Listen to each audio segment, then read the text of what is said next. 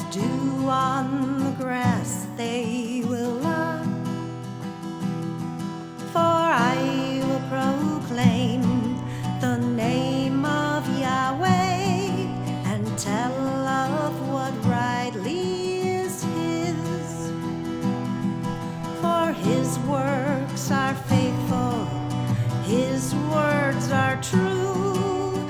Kila olam chasdo,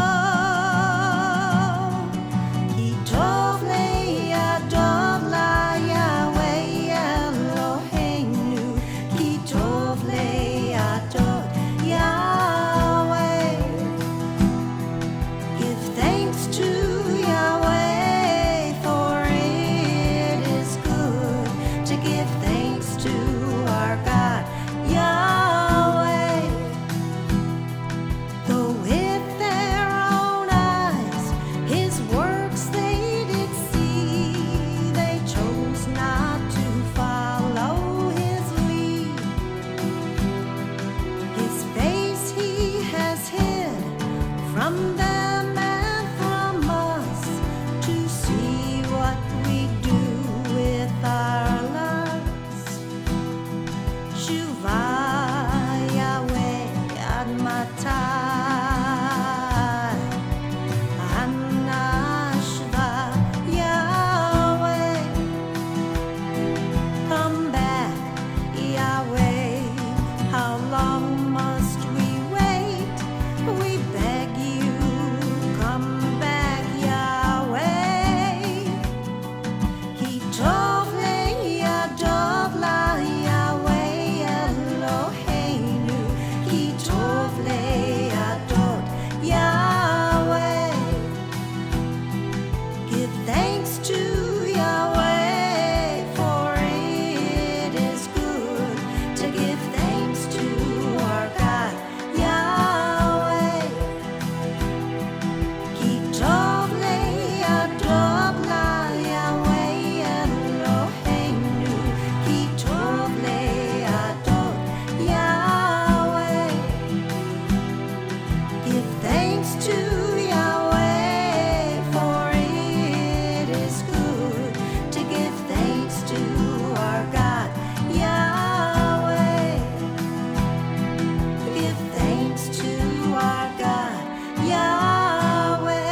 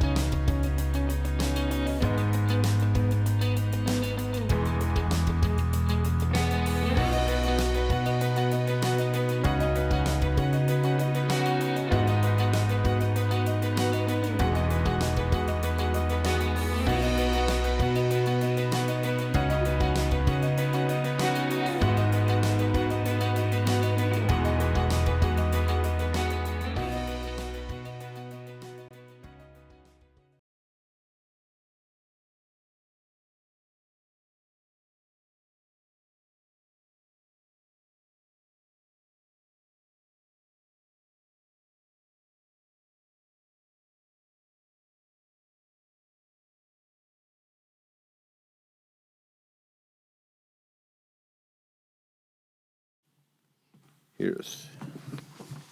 We up? Should be. Shabbat Shalom, everyone. Shabbat shalom. So Dave did a little bit of tweaking, and hopefully you got to enjoy that lovely song. We by the way, I think most of you know this, but it is on YouTube, so people can go and check that out, share it with their friends.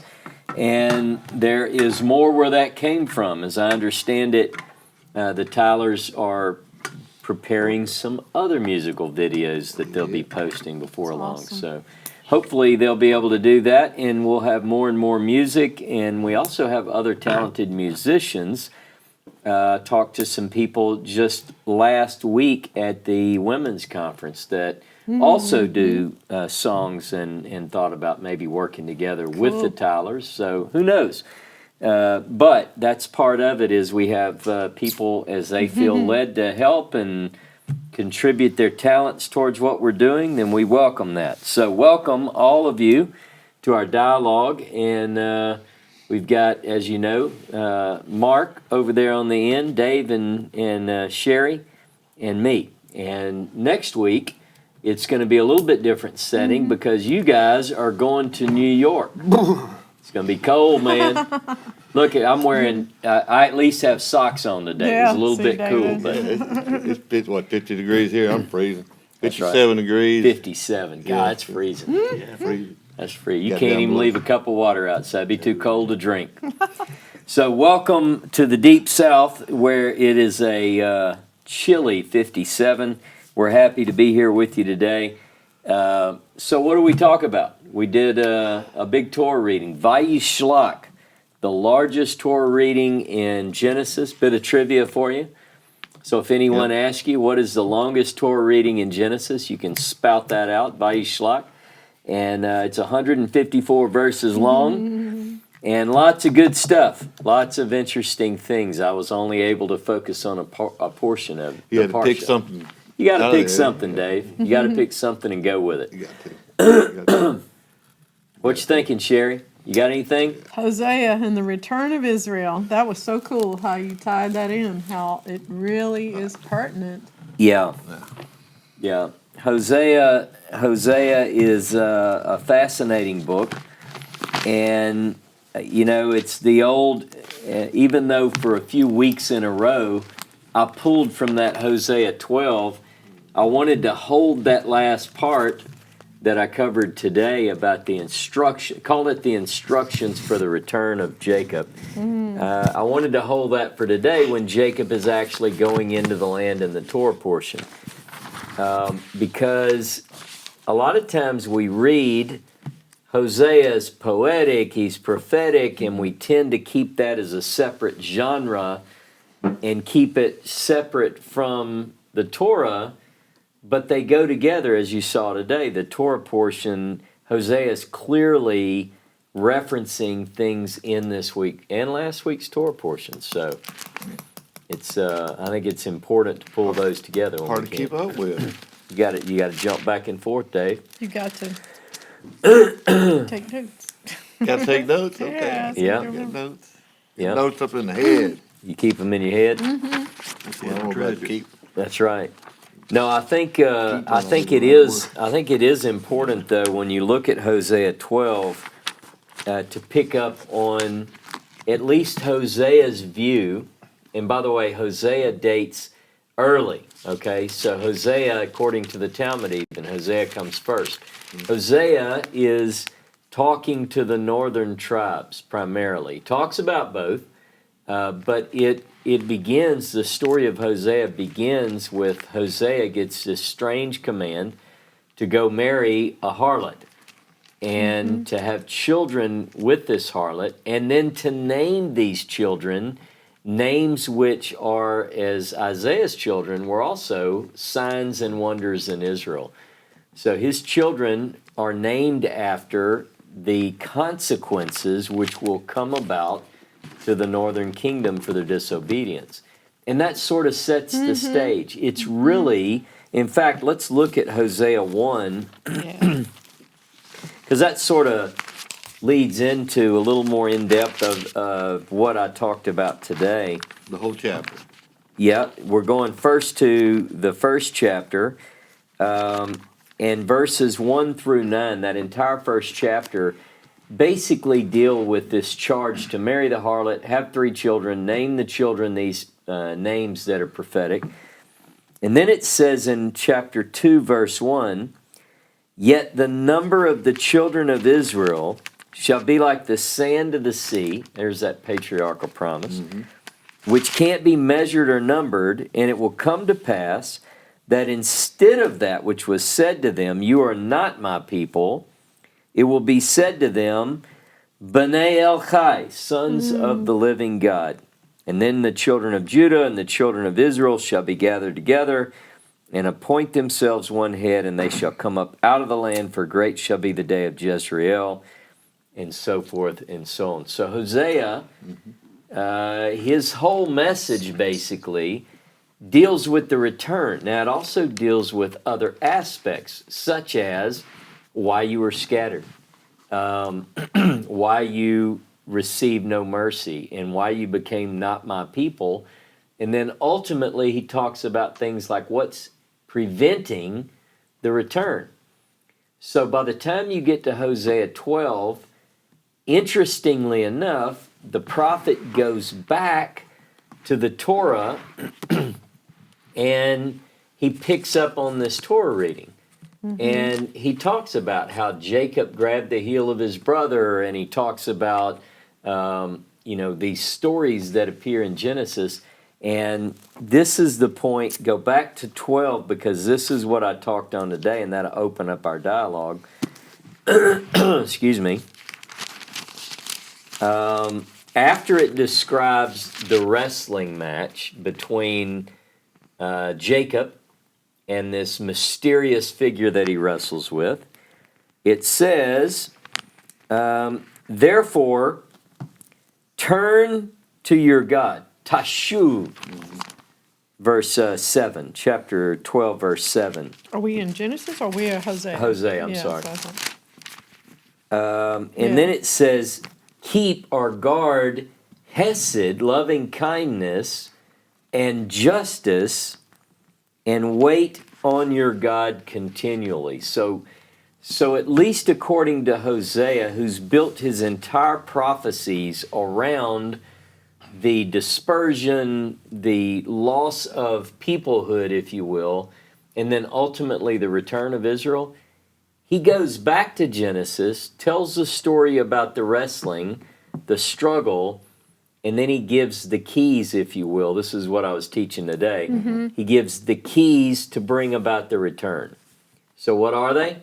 He says, you turn to God, tashuv, and we've heard of teshuvah.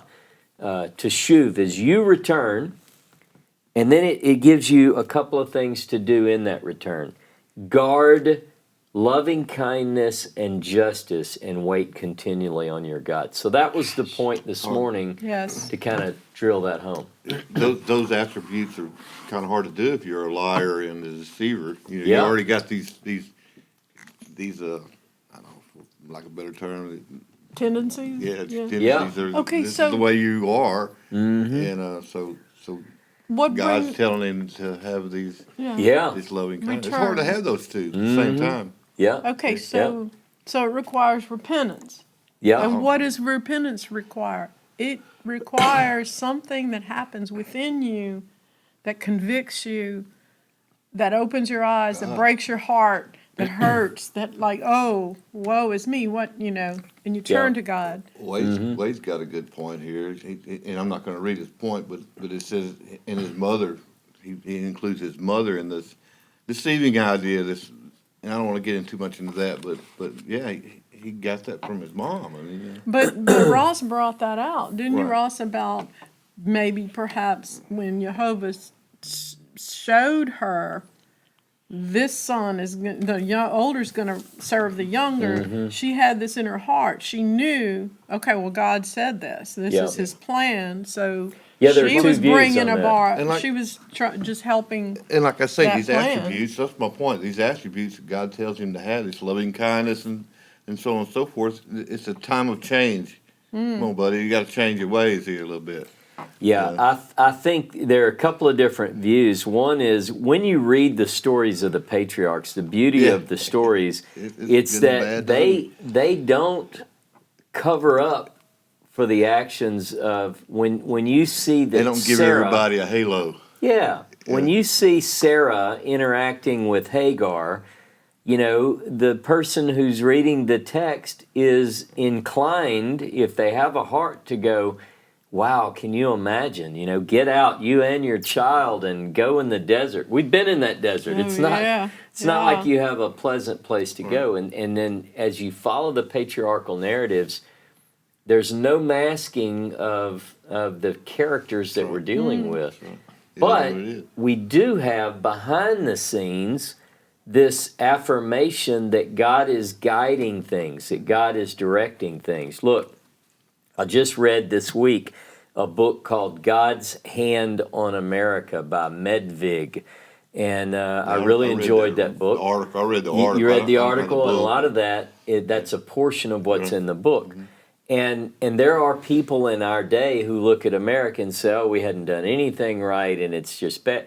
There are people who look at the biblical narratives and Right. say the same things. But what if the biblical narrative presents us with the story that God has made certain selections, and if we work our way through this, we'll find, you know, the path that's going. So That's I did read that article. It was pretty interesting, but it led to about a 4 or 5 hour reading of immigration laws of this country. yeah, You yeah, yeah.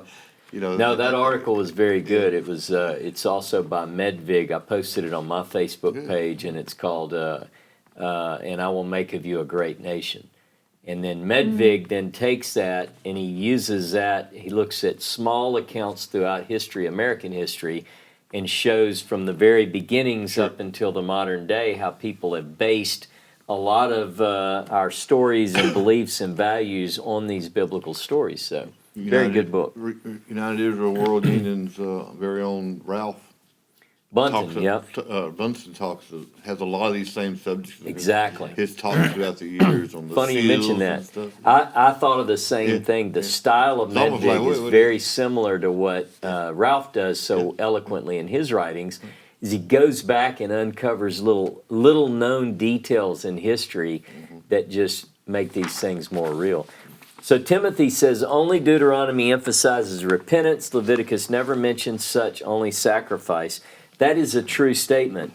And I tell people all the time, my two favorite books in the Bible are Deuteronomy and Jeremiah, both of which are very heavy on the heart.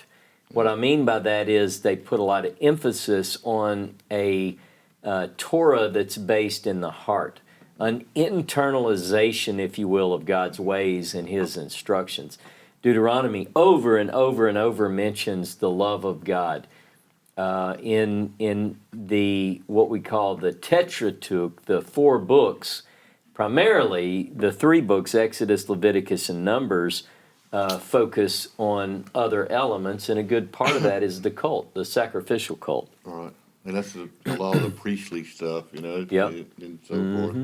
You've gone into that quite a bit. And I find that very interesting. The separate Sources, camps. yeah. You know, 2 camps. We talked Yeah. about it already. You know, it kind of blends in with what you were referring to this morning about the camps, the dividing of the camps. Yeah, So- Betty says that's why she loves Deuteronomy as well. It speaks to the heart. So the Mahanaim, the 2 camps. Yep. Is this prophetic of the Ezekiel 37 I prophecy think it of is. bringing the 2 sticks together? I think it is, and again, I'm seldom do I take a historical narrative and apply it in a prophetic way, like a type, a shadow, a picture.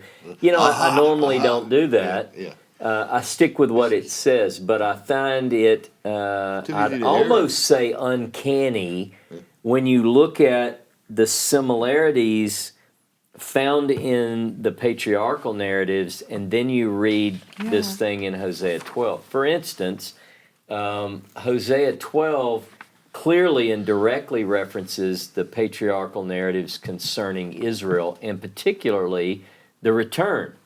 in context about the return. And then secondly, it says when God met Jacob there at Bethel, it says there he spoke with us. So it would take it out of the historical and pull it into sort of a prophetic sense, I guess you Yeah. would say. So why, I think you said, you explained it before, but could you tell me again why they changed the word us? There he spoke with us to him in the English translation. So a translator, there's a famous saying that says all translations are traitors. All translators are traitors. And so imagine if you're fluent in the original language and you're looking at a text and you're trying to make sense of it in another language other than its original. Yep. When you read that, it would flow more naturally to say, he would find him in Bethel and there he would speak with him. Because according to the story, the Malak who says, I'm the God of Bethel, it's a whole nother topic we probably won't get into today, but the Malak says, I am the God of Bethel, and he says, he's talking to Jacob. So the natural thing you would expect here is, and there he would speak with him. But the Hebrew doesn't say, and there he would speak with him. It says, there he spoke with us. So a literal translation says, look, I don't know what it means by this, but Hosea said us. I'm gonna let it reflect what it said. Let the interpreters go where they might. But that's what I prefer to do is say, what does it say? Exactly, because it could be, like you say, unless, and you know, look what the Jewish people have done to carefully keep Yep. the original. Even if we don't understand what a word or what, like the interpreters, Yeah. they should be very diligent to do it exactly like it says, because maybe that's something to be understood later on. Yeah, that's right. And the beauty of it is we have two warnings, both, by the way, in Deuteronomy chapter 4 and Deuteronomy 13, where it says, don't add to or take away. In fact, we're told in both of those passages that is guarding the word, basically. That's guarding the Torah, is not adding to or taking away.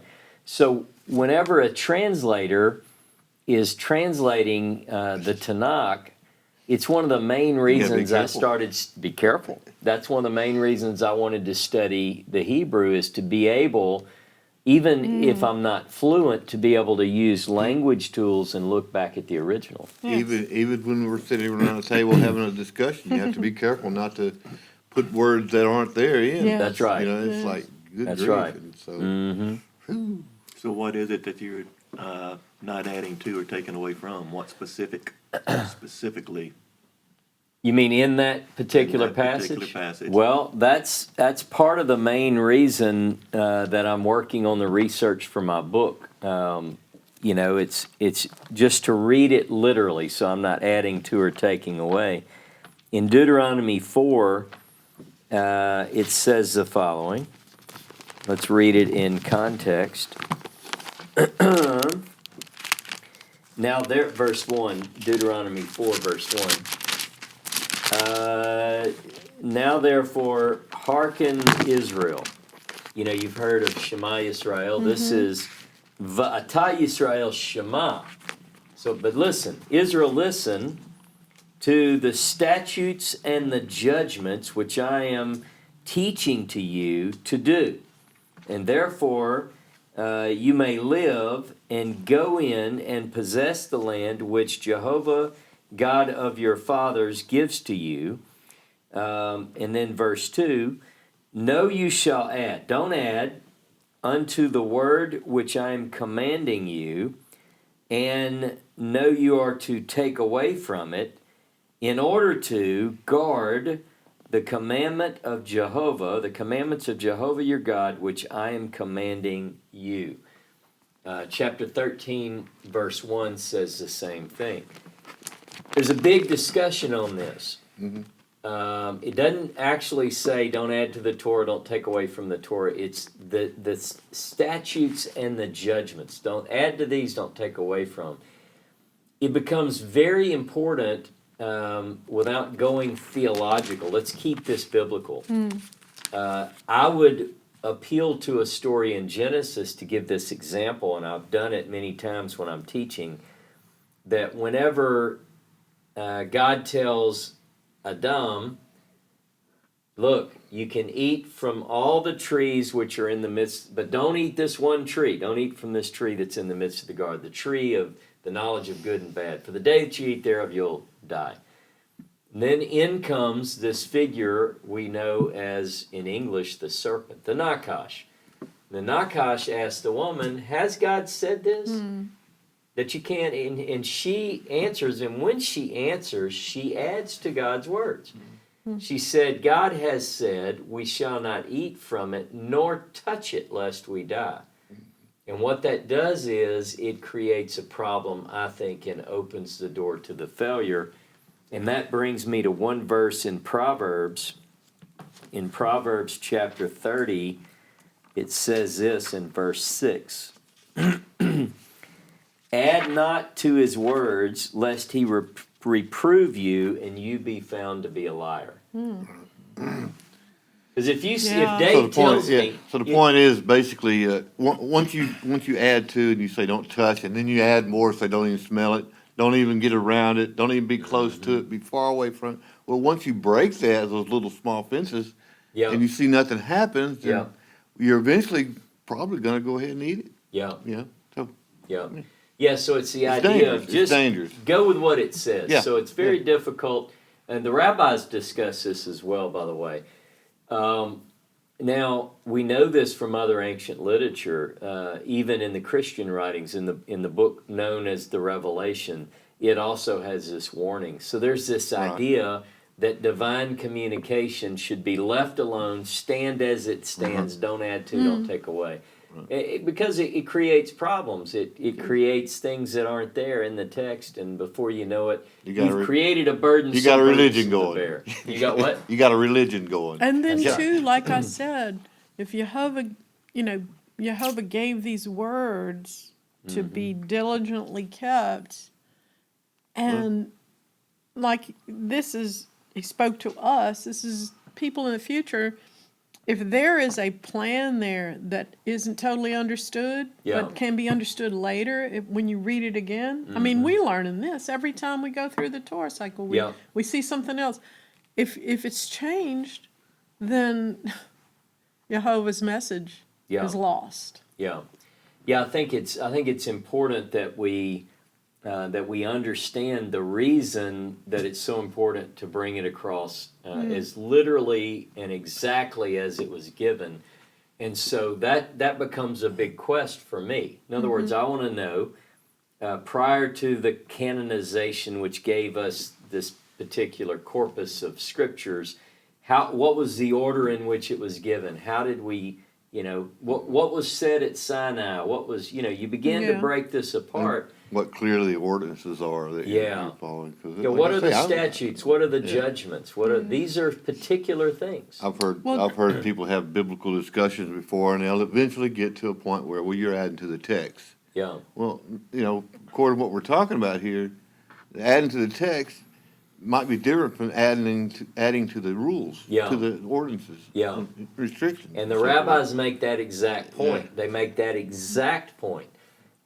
So what we're left with, and I love the entire Hebrew Bible. Look, I have friends who are very brilliant people who say, well, I only adhere to the Torah. And by that they define Genesis 1:1 through Deuteronomy 34:12. Where's the reference, brother? Or some, some say, I don't accept any of the later revelation. Well, that's not the lot that I've selected. I want to study the entire Hebrew Scriptures. It's what I am passionate about, and so I want to look historically, archaeologically, etymologically. I want to look at the words, the phrases, the Hebrew. I want to compare it to what's being discovered on the ground, in the land, and as I find correlation, I'll share that. So Yeah, Ronnie's talked about interpretation from the beginning of our life. We have, that's human nature to interpret what we hear and see. And So is it Ronnie? how's your name pronounced? I'm sorry if I you mispronounced can't it. tell you, Sherry. But she can type right here and phonetically tell me it's Ron or Ron-E. Okay. She asked during your class, why would Jacob ask an Ish to bless him? And Yeah. what kind of blessing is Yaakov asking for? Well, that was the purpose that we went to Hosea 12 in the first place. So it's a very interesting encounter. And I said in the class, to me, this is one of the most interesting encounters in all of history. And so whenever I look at this particular story, who is Jacob wrestling with? Yes. That's the question. Now, He'll be wrestling with Because this, himself, huh? okay, because this version says wrestled with a divine being. Sometimes they put- because what are they doing? They're first of all, they're adding some things in, trying to to make help. sense of it. But here's what it says: he there wrestled with an ish. All right. Now, what is that? Generally, ish is translated as man. But we have a passage. We have several passages. One in particular I can think of off the top of my head, where it says Yehovah Ish Hamilchama, man of war. All right. So you have instances. God is not a man, but Right. we have these correlations. Now, the interesting thing about this match, this struggle, this fight, it tells us he's wrestling in Genesis with an Ish. But when the name, now there are two name changes for Jacob, which, that's a whole nother thing. But in the first one, in this particular story, it says that he's told by this Malak. Now notice you've got, is he wrestling with an Ish? Is he wrestling with a Malak? A Malak can be a person. Yes. So it doesn't have to be an angel like we imagine Right. in our thinking today. Right. But it could be. So he's wrestling with this being, but he feels, Jacob, based on what we read in context, he thinks it's a divine being because he names the place Peniel, because Peniel, Pen is face. He says, I have seen the face of God and my life's been preserved. And then when you get to Hosea chapter 12, it says he fought with God and he wrestled with an angel, and Jehovah of hosts is his name. That sounds like me going to work some days. Wrestling and all. Theologically, this presents some issues. Yeah. It really does. Exactly.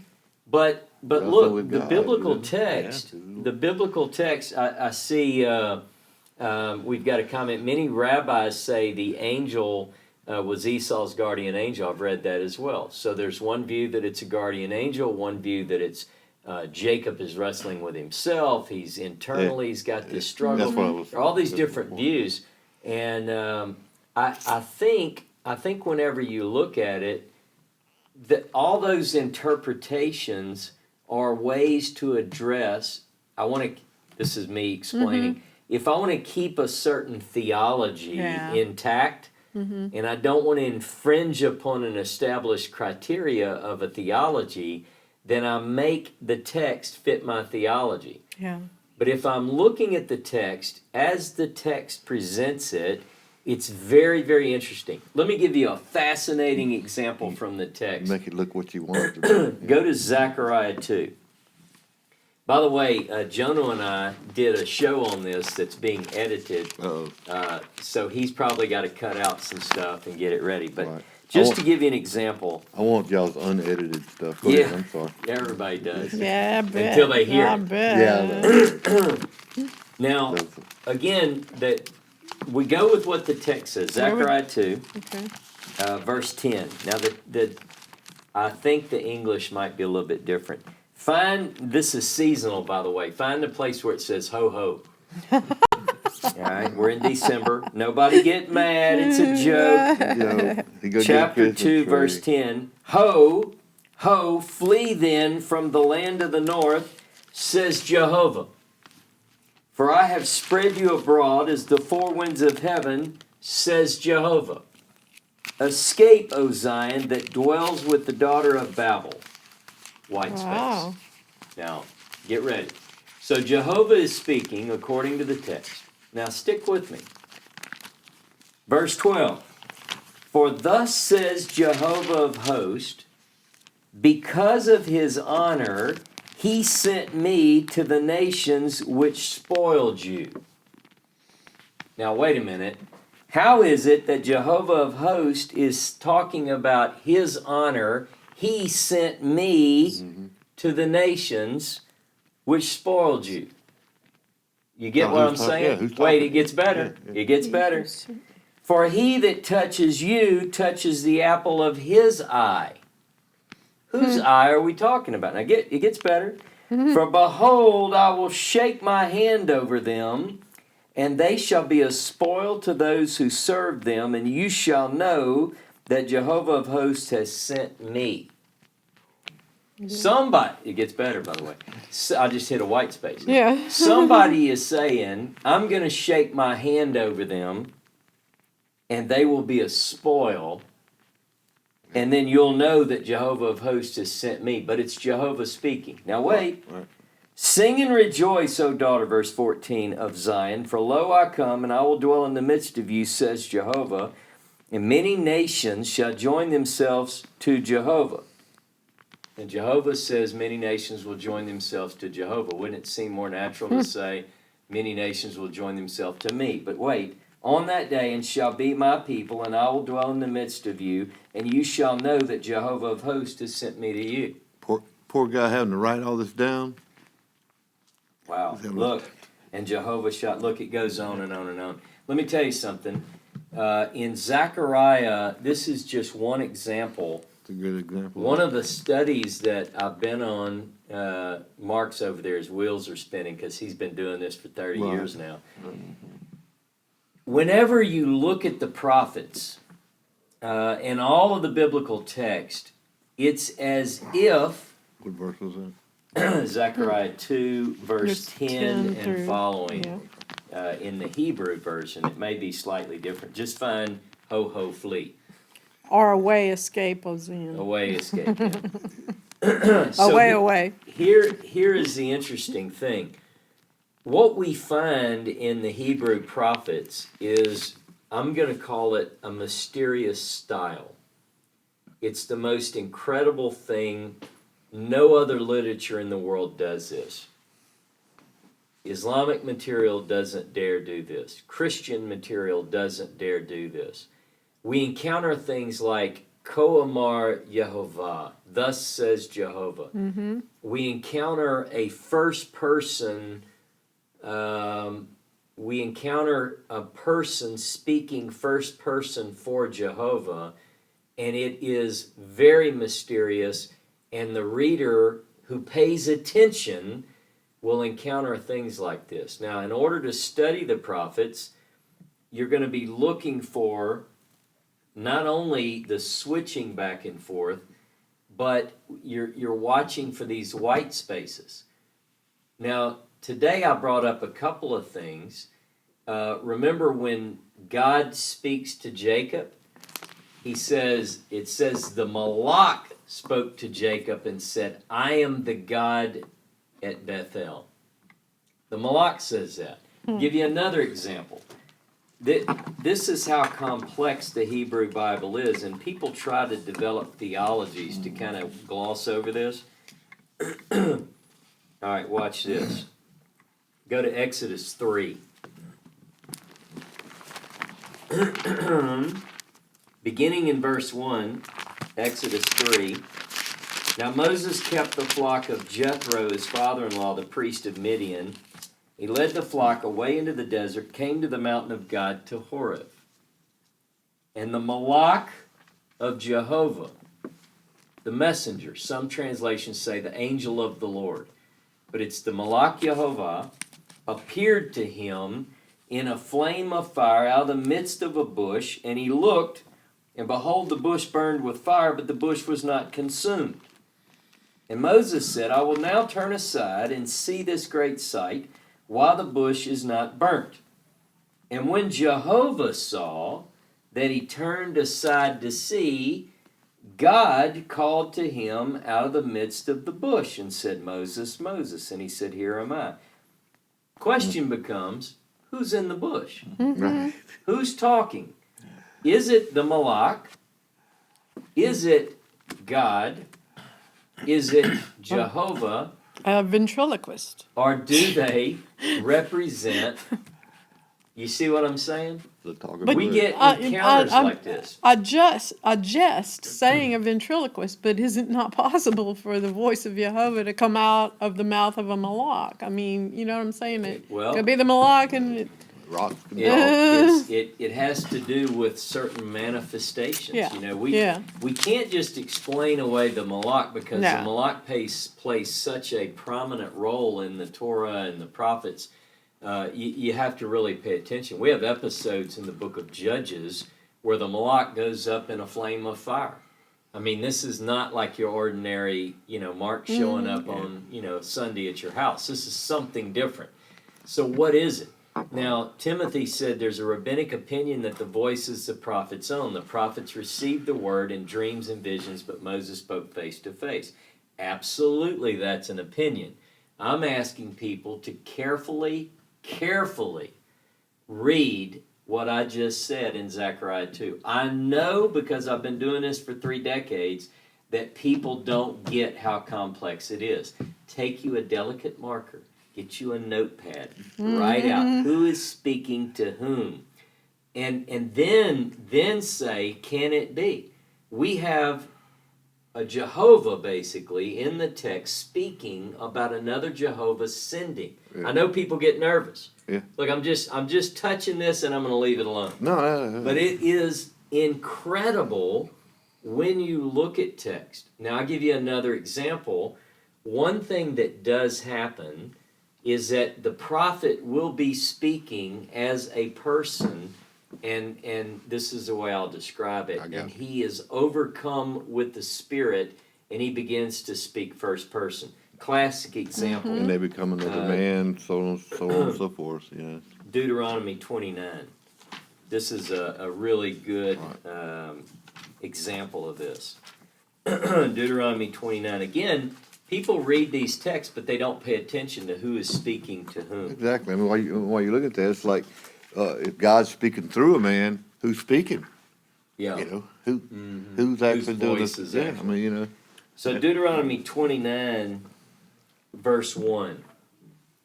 And Moses called to all Israel and said to them, who's speaking? Moses. Moses, right? You have seen all that Jehovah did before your eyes in the land of Egypt to Pharaoh, to all his servants, and to all his land, the great trials which your eyes have seen, the signs, these great wonders. Yet Jehovah has not given you a heart to perceive, and eyes to hear, and eyes to see, and ears to hear until this day.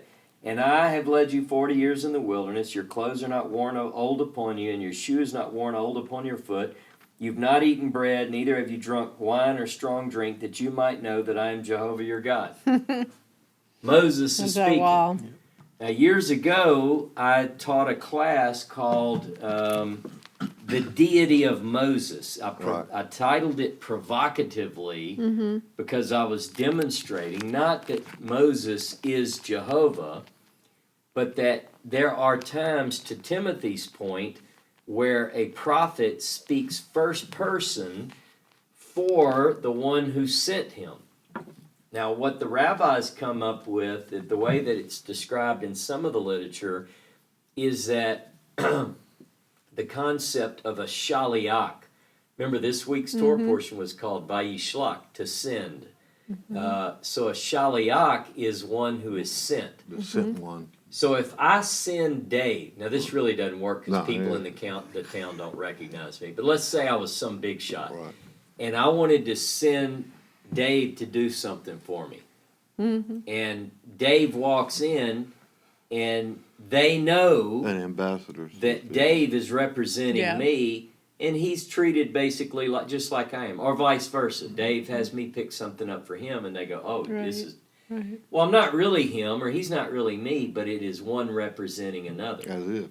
The Hebrew Bible contains mysterious encounters that cannot be minimized, overlooked, in any way. They have to be looked at.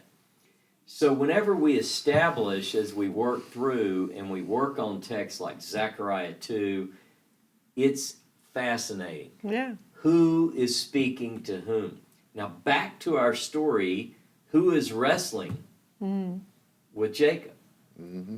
It's a little foggy, right? But as somebody points out, he ends up with a hip out of joint forever. And who's so awake? something Yep. physically happened. Yep. Now, whether it's him wrestling in a dream and he does Tossing it, around at yeah, night. who knows? But and Miriam had something to say. Jehovah's presence is overwhelming, but is it a lifetime of it? I'm not sure what you mean, Miriam, but I think I understand. Maybe you could clear it up. That when Jacob wakes up, he realizes, whoa, God was in this place and I didn't even know it. So I've said this before, something happened. Yeah. Something happened to him that there was no doubt in his mind. First of all, Jehovah existed. Second of all, that Jehovah was there talking to him, interchanging, whatever. I got it. And he went about anointing the rock and calling it by that name. He wasn't aware of it before, and then he was. We've recently had a lot of discussions in classes and so forth in the last month or so about sleep and in another dimension, I guess you could kind of say. And it kind of keys into death and, what are our thoughts and how long does it last and so on and so forth. So, yeah, dreams can be so real that, I'm saying they can be like real. But maybe they are real. Yeah, that's the Look, question. look. This has made me think I got another about our question. dog dreaming. Our dog Oh, yeah. dreams, and Yeah, it's well, you know real as that, heck yeah. with her. She's barking in her sleep. Well, and everything. it's give you an So makes me example. wonder about her consciousness. Miriam asked, "Does it remain with us always, or just a moment?" Just as an example, between Genesis 28 and Genesis 32, 20 years have elapsed. Right. Now, in that time, Jacob has the dream when he's leaving. He has another dream that is recorded. Doesn't mean that he hasn't had another one That's of right. import, but the only one that's reported is after he's preparing to leave, almost 20 years later. Same thing with Abraham. Abraham is called out of Ur of the Chaldees when he is 75 years old, and when he's 99, he has another encounter. That's 24 years. We tend to think It's not an autobiography. It's a yeah, but we tend to think that every morning Jacob and Right. David and Hosea and Jeremiah, that these guys woke up every morning and good morning, Jehovah, good morning, Hosea, good morning, and they had this ongoing. But it doesn't appear to be that it's constant Right. and ongoing, Right. but that as God's plan needs another step, as another issue needs to take place, another event, that God appears at the right time in the right form and communicates in the right method to get his message across. Amos says that God does nothing without revealing his secret unto his servants the prophets. How does he communicate? Numbers chapter 12, he communicates to them, like Timothy said, in dreams and visions. And so we tend to think that it was a much more real communication. Like I'm talking to Right, you and right. you right now. And yet, in the text, God has communicated to these people in a dream. I gave the example where Solomon, God says, look, what can I give to you? And Solomon says, if you could give me the wisdom to lead this people. And God said, because you ask of that and not riches, and I'm going to give you all that. And it was a dream. Yeah. See, this is the key. I think sometimes we think that it was so much different then. I'm wondering, based on the text, a careful reading of the text, in many cases, these communique were very similar to what someone could Yeah. experience today. Okay, we've all heard of Martin Luther King Jr. I had a dream. Yeah. I have a dream. I had a dream, or whatever. I don't have a dream. Is how it actually goes. Yep. So I mean, is he talking about it? Something that happened to him while he was sleeping, or is it something that he has a vision for in the future? You know, so Yeah, Yeah. it's you more know that, I think. that word dream in the English language, it can be played upon different meanings. It has Yeah. different ideas and so Yeah. forth. You know, so Yeah, and they're Throw used it out together there. sometimes, so Sure, it becomes sure more they are. difficult. Now, people do. generally it's a great line. people describe, they understand dream as something which happens when you're unconscious, you're sleeping. You're not unconscious, but you're sleeping. Whereas a vision is Yeah. generally understood as being an awakened state. And the Torah usually clarifies that in my sleep and so forth. They kind of I listen to Eckhart Tolle a lot. I think Dave Tyler, he listens to him also and knows a little bit about. But Eckhart Tolle talks about that we live mostly, the people live in an unconscious state. Yeah, And in order to be conscious, have to be right here, you right have now. you have to leave. The unconscious state is like being in the world.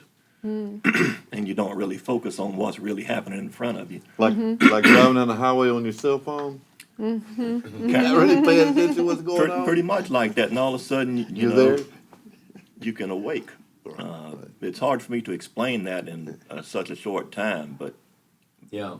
if you look at it a different way between just us realizing that we're either asleep in bed or we're awake like we are right now, but it can be a different conscious and unconscious. Yeah. What is real? Huh. What is real? Was he caught up in the world, or was he doing things on his own? And all of a sudden, he woke up again, and God's there talking to him, saying, "Hey, wake up! Yeah. This Are is you really Vicky here? Are you really here? says, why are they so different from us? Often an answer can come in sleep. Wake up and know exactly what to do. True. You know, Problem so solving. the question becomes, where do you draw that line? And this is what I tried to bring out last week. The plan, the patriarchal plan, is passed to Jacob, and the text calls it a dream. Now, whenever we see that, I think a lot of times we read over that point. But if you think, I mean, God's clearly talking to him, and it's because of that dream that everything which takes place afterwards is built on that dream. The prophets build off of that dream. Everything in the biblical narrative Okay, comes so to a dream. that explains why I think Dave Tyler and somebody else referred to it as the stone of Scone. I had no clue what that was until I looked it up. The thing in Scotland, the stone that all the coronations took, but another name for it was the stone of destiny. Oh yeah. So what you're saying fits. Yeah, now I get it, because that all started with that dream, Yeah. the destiny of Israel.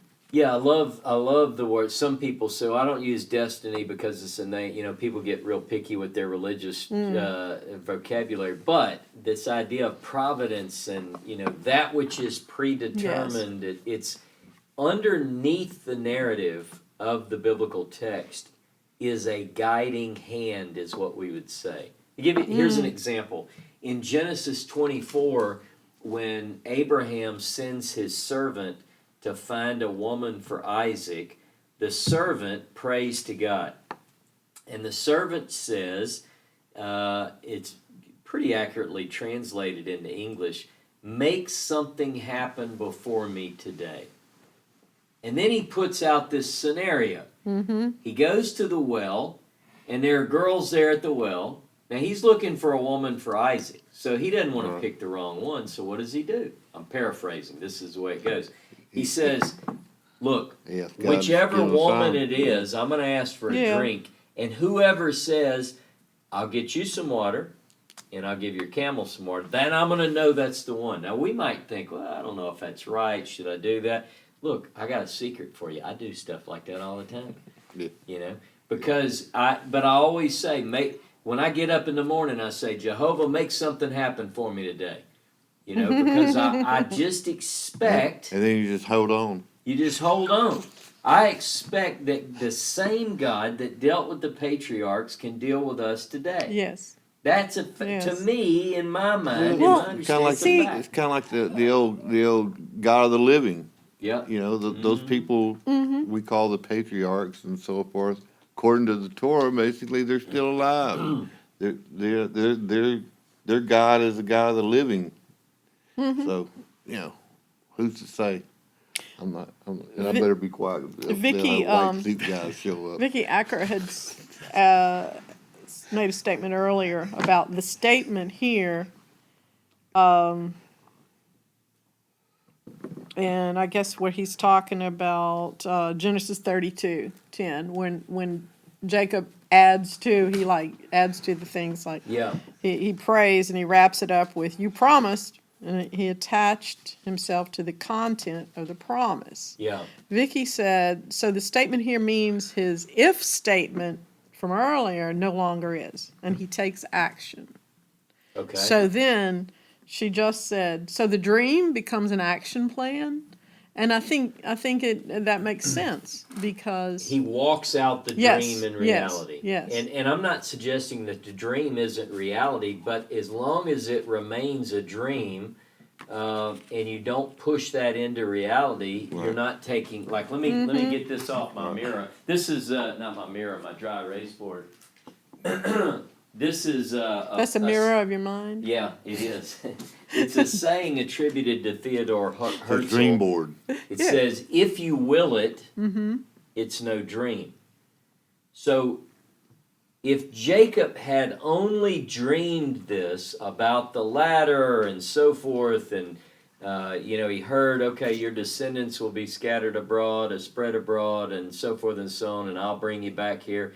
If he had left it in that state, it would have remained a dream. But what does he do? He gets up and he says, how awesome is this place? I didn't know that Jehovah was here. Yes. So I'm going to anoint this pillar, and he begins in, let's say it like this, whether it's true or not, in the real world. Again, I'm not saying the dream world I got isn't you, real, I got you. but he's bringing, let's put it Yeah. this way, he's bringing it into his world, Tangible world. the tangible. Oh, yeah. And he says, I'm going to act on this. So when God interacts with Jacob and says, I'll be with you, I'll keep you in the way that you go, and I'll bring you back here, Jacob says, if you'll be with me, if you keep me in the way that I go, and you give me food and clothing, he adds this, right? Because he wants Bless to me. be specific. He believes that the creator he's speaking to can flesh this plan out a little bit better. Been fighting him all night. And yeah, that's right. And he says, and so forth and so on. Then he goes, then Jehovah will be my God, and so forth and so on. I think that it's a remarkable story because he takes what God gives him, he clarifies things, and then he marches forward with it. Now, when he comes into the land, he's still concerned because he's had this dream, but he's got a brother. Last time he heard, the brother wanted to kill him. Oh yeah. So he still And he's makes coming. plans. There are people who might float around in a dreamy state all the time. I'm the kind of person, if I Oh, Lord, envision help me. something or I think I'm still going to plan appropriately, Yeah. in the here and now, believing that God can do what he said he's going to do.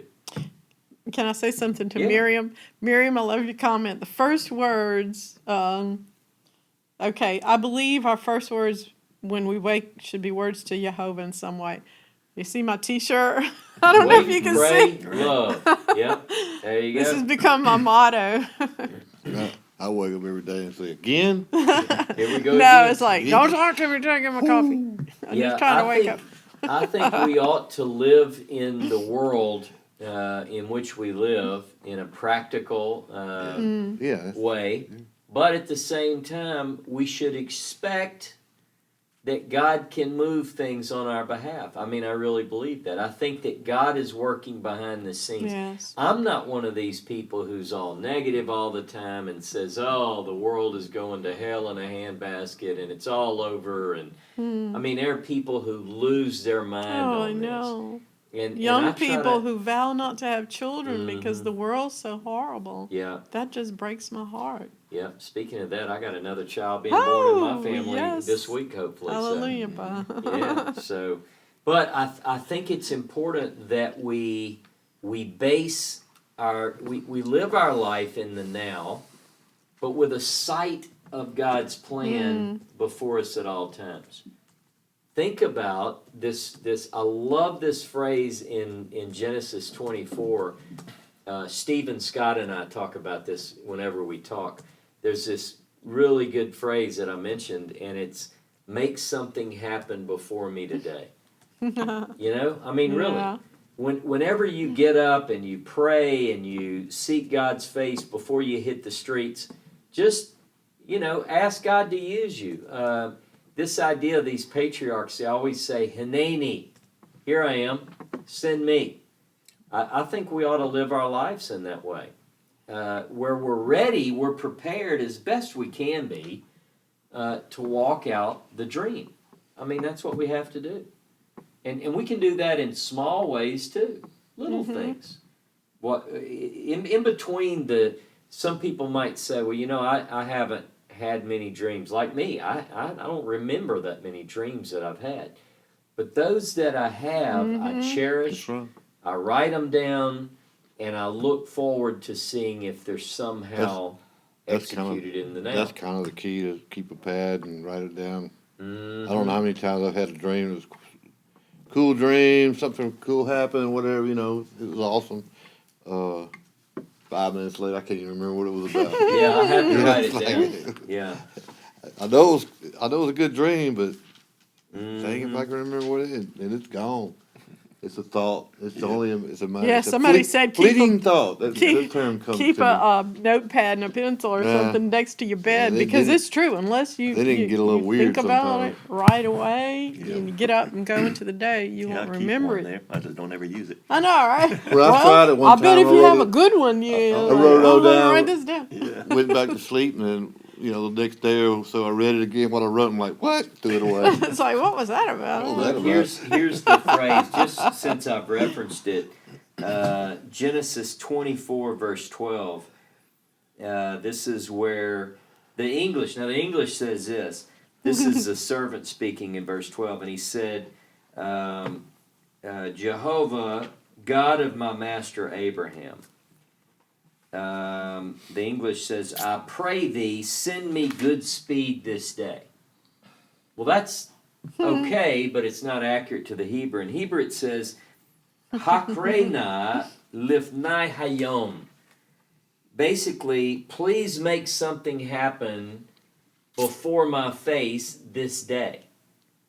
And so then he establishes with the understanding that this something happened before my face be something that wows you, that just really speaks to you, that yeah, Jehovah hears me and he answers.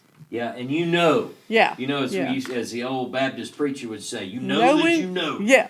That's what I'm talking about. I'm talking about I want to Yeah. know. Like there are times in my life where I have something very weighty, or I have something that I'm really focused on or praying Right. about, and I don't want to make a bad decision because quite often it might have repercussions for other people. Either Yeah. it's something I'm teaching, I don't want to lead somebody astray, whatever.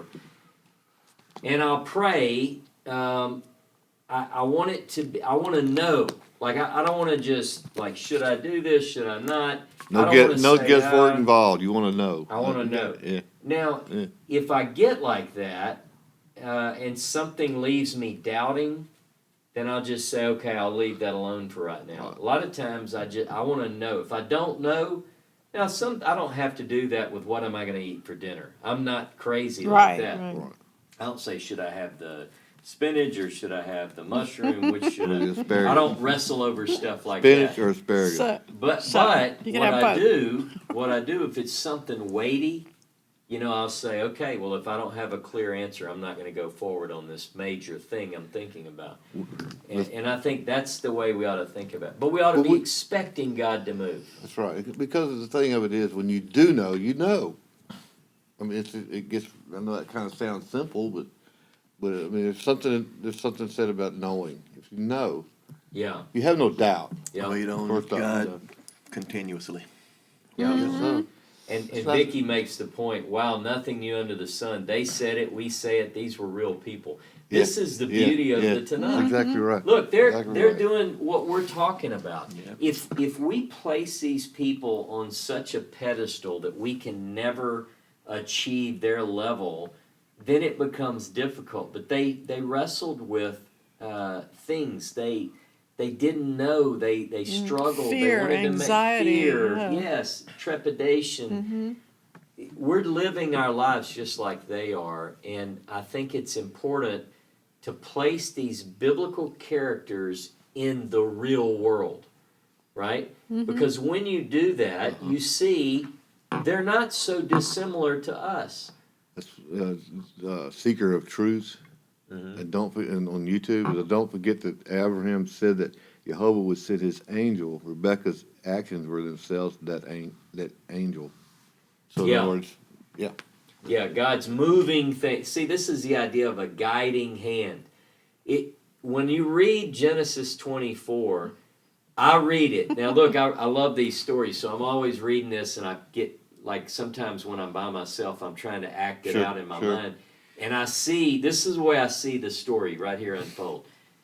The servant goes up, he sees the women at the well, and he says, Jehovah, I'm going to say, get me a drink of water. And whichever of these women says, I'm going to get you a drink, and then the camel, that's how I'm going to know. All right, that's Yeah, what he that's said. pretty specific. So here's what Yeah. happens. So the women are over there, and he goes, I'm acting this out. Can I get a drink of water? And Rivka cuts her head at it. Just like if I were making a movie, I'd have her look over at him, and she says, I'll get you a drink. And he's waiting. She dips the bucket. She comes up, and she says, and I'll also get your camels. Right. Just enough. Like I have chills just thinking about this because it's you want to read it and he's excited. How do we know he's excited? Read it. He says, "Oh, you're the one. Who are you know?" And then he goes to how he tells the story. She tells the story. The Torah repeats the story because the writer wants you to know that this was God made something happen for him this day. So I don't look at God in the sense that he no longer moves in to do these things. I think that That's it's the good. same God. Yeah, that's right? good. While there is a hiding of the face, there isn't a hiding of the guidance and the direction and the making things happen. There is a hiding. And what do we do in that hiding? It tied in with the way I closed the class today. In Isaiah chapter 8, let's see, verse 16, bind up the testimony, seal the Torah among my disciples, or it could be in my learnings, and I will wait for Jehovah that hides his face from the house of Jacob. So in that hiding, we are to wait, meaning we are to expectantly, confidently wait on. In other words, you can still say, "Hakrena lifnai hayom." Make something happen before me this day, even in the hiding of the face. I think that this is very important for us to get. We have to be. Wait doesn't mean you're just gonna like twiddle your thumbs and one day. No, get up, thank Jehovah for giving you a day, ask him to make something happen before you this day, be a light, talk to people about your faith to Kinda whatever degree you feel comfortable. Kind of like waiting for a red light. You don't just shut you out and go sleep. That's You know, right. you wait for it to turn green and go. That's right. That's right. Go You're through waiting, the open waiting. doors. Wow. That's right. Very good, very good. Yeah, it's a fascinating study we're in on. I'm looking forward this coming week to a couple of things. My daughter Emily is to have her third child, my 8th grandchild. The schedule is that they'll do a C-section on the 18th, which I think is Wednesday. And then this Friday I fly to North Carolina to do the wedding for the Cantleys and the Onstotts.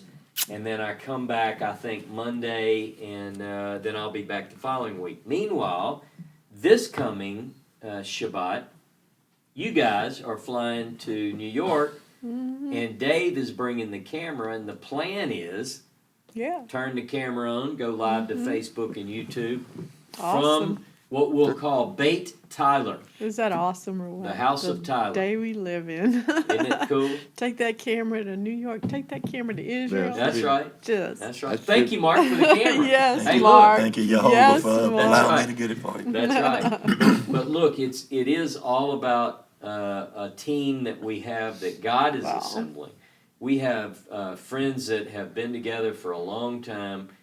We're all committed to, with everything that we have, sharing a message based on what we can understand. So that's our goal. That's our goal, and we are so thankful that people participate and they're interested in what we're doing. And so thank you. Thank you for listening and joining up and for being part of what we do. Now, my plan is that Monday I'm going to put out our weekly bulletin, which that's always the intent, is to send that out on Mondays.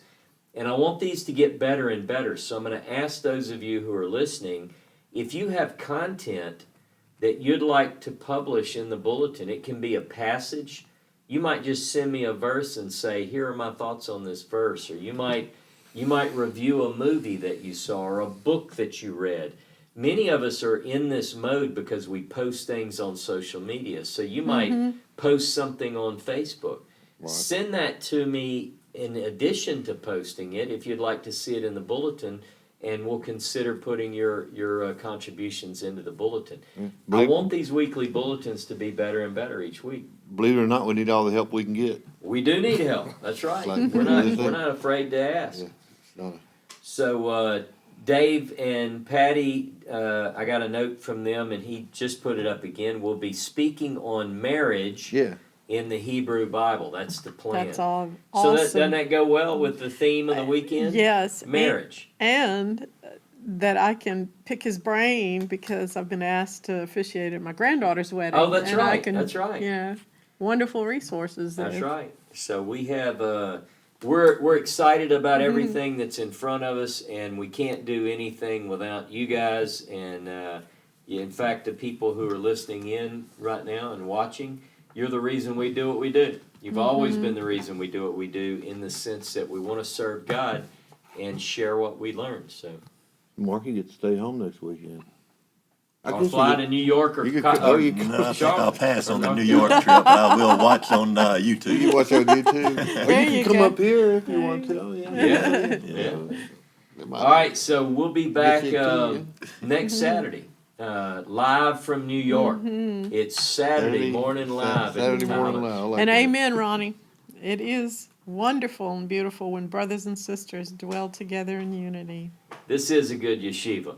Hey, thank you guys for joining. Shabbat Shalom, Shavua Tov. Have a Shalom. beautiful week. Join the New York crew next week, and some of you might be at a wedding with me in North Carolina. Real quick, what time is the wedding actually? You know? I do know. Is I it have it Saturday written morning? down. Is it but I Saturday don't morning? know. I'm just saying. Is I it don't Saturday remember. morning or you I It's think gonna it's be? in the Yeah, afternoon, usually so I they're could in the probably be able to afternoon. jump in and get text in. back and forth. Get on a troll us. That's right. I could troll you guys. All right. All right, guys. Y'all have a beautiful week. Love you. See you next time. Bye.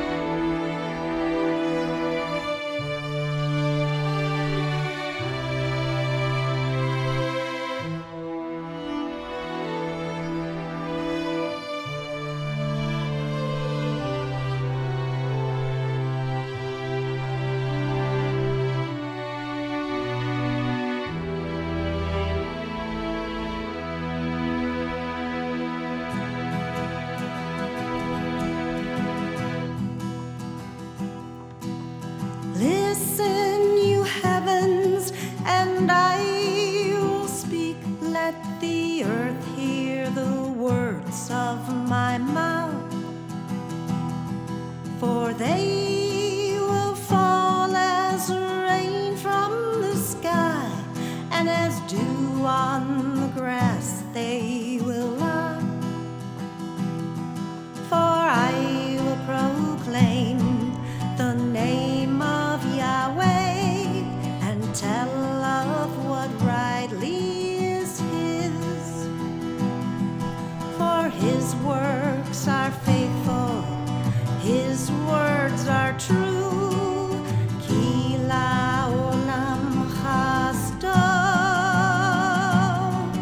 ki tov le'adon la'Yahweh Eloheinu, ki tov le'adon Yahweh. Give thanks to Yahweh, for it is good to give thanks to our God, Yahweh. Though with their own eyes His works they did see, they chose not to follow His lead. His face He has hid from them and from us, to see what we do with our lives. Shuvah